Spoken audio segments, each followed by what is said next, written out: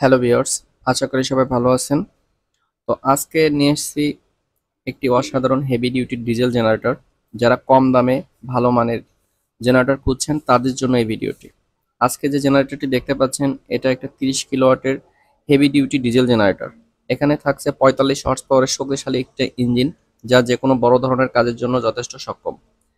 এই জেনারেটর সব থেকে বড় সুবিধা হচ্ছে হাতে স্টার্ট দেওয়ার কোনো ঝামেলা নেই, এক চাপেই সেলফে স্টার্ট হবে।